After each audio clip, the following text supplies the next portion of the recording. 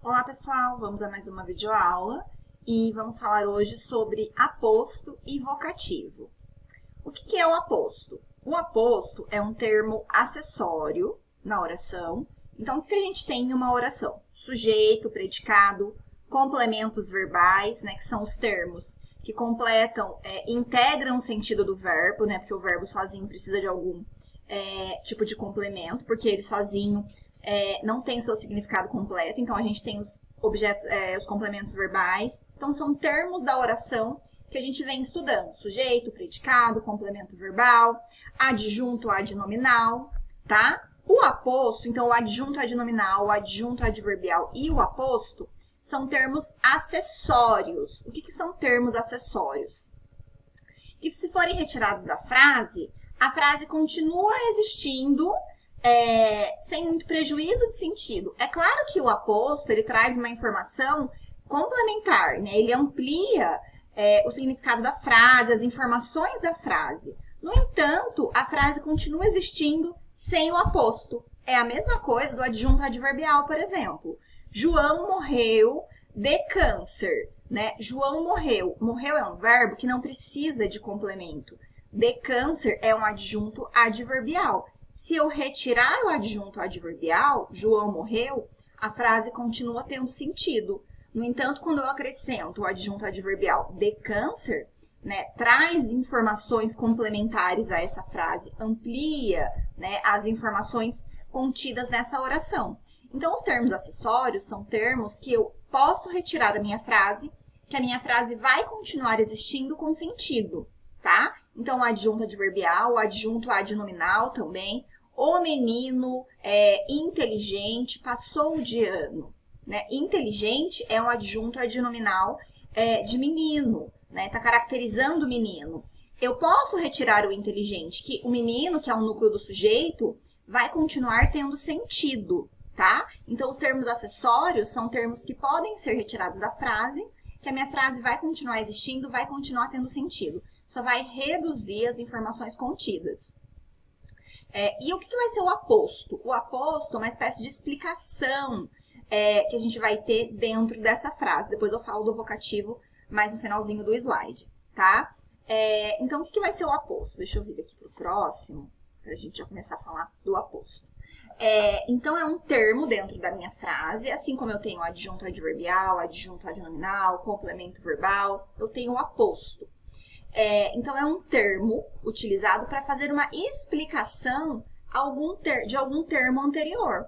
Então, ele resume, explica algum termo mencionado anteriormente na minha frase, tá? Então, essa é a função principal do aposto. É o termo usado para designar uma palavra ou expressão que é usada em uma frase para explicar que se relaciona com o termo anterior. Então, é um termo que vai explicar o termo anterior.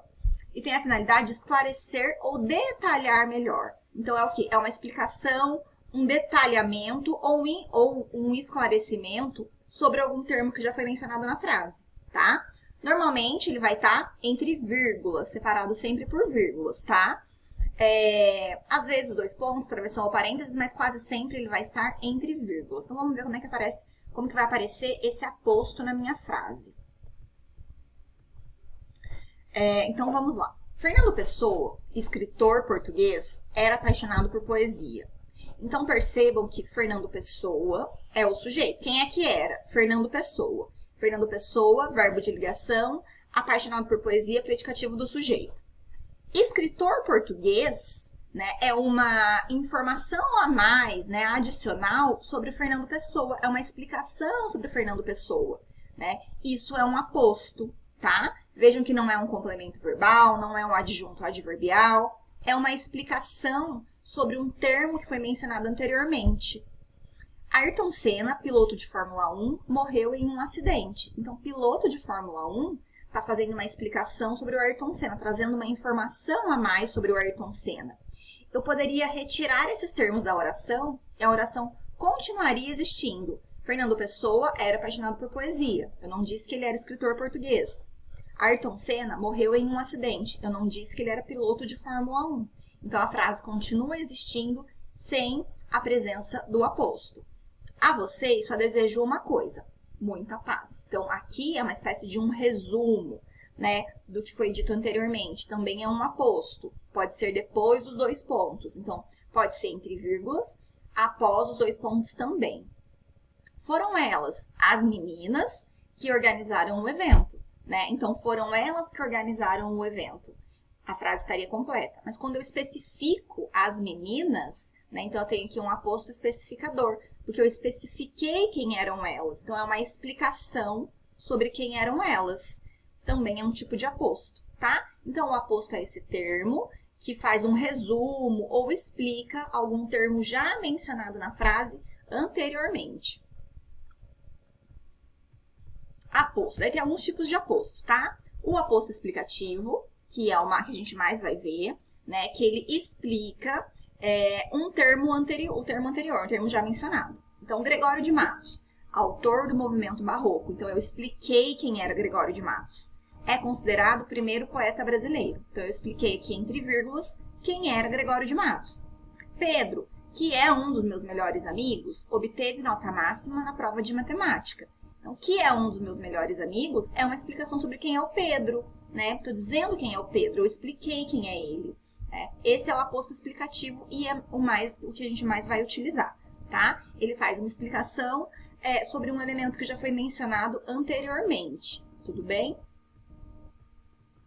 E aí tem o aposto enumerativo, né? Que vai enumerar alguns termos. Então, por exemplo, desempenha o papel de enumerar as partes que constituem o termo a que se referem, podendo ser separado por vírgula, travessão ou dois pontos. Na sala, éramos 3 amigos, 2 pontos, eu, Pedro e Ricardo, né? Por que aqui não é um aposto explicativo? Porque tem vários elementos, tá? Então, tem eu, Pedro e Ricardo. É uma explicação de quem éramos nós, né? Na sala, éramos 3 amigos. Quem eram esses 3? Pedro, eu e Ricardo, né? Por que ele não é explicativo? Porque eu estou detalhando cada um dos elementos. Quando eu detalho, ele é um aposto enumerativo, tá? Também é aposto, mas são tipos diferentes de aposto. Explicativo, enumerativo.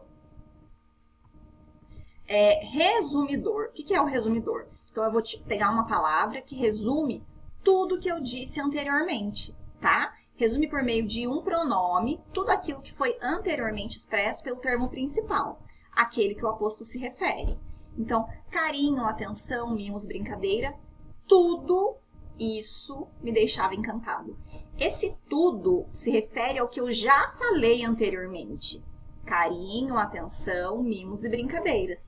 A palavra tudo resumiu tudo que eu disse anteriormente. Então, ele é um aposto, porque está explicando, está resumindo o que eu já falei anteriormente. Então, a informação mais importante do aposto é que é um termo na oração que se refere a um termo anterior. Vai explicar, vai enumerar, ou pode também resumir. Tudo isso me deixava encantado, né? Enfim, então agora aqui vamos para o próximo. Distributivo. Deixa eu voltar aqui no nosso slide, que a gente está aqui. Então, o aposto distributivo vai ser também um elemento que faz uma explicação, né? Então, o aposto vai se referir a um elemento que foi mencionado anteriormente. Nesse caso, a um sujeito composto, que tinha 2 núcleos, né? Então, o distributivo, ele vai distribuir característica aos 2 núcleos do sujeito. O pai e a mãe trabalham para sustentar os filhos. Aquele, né, na área de informática, e esta na de engenharia. Então, aquele se refere ao pai e esta se refere à mãe. Então, esse é um aposto distributivo, porque distribui características a 2 elementos da minha oração, tá? E o aposto especificador, né? Vai especificar alguma coisa. Então, o mês de setembro está especificando qual é o mês.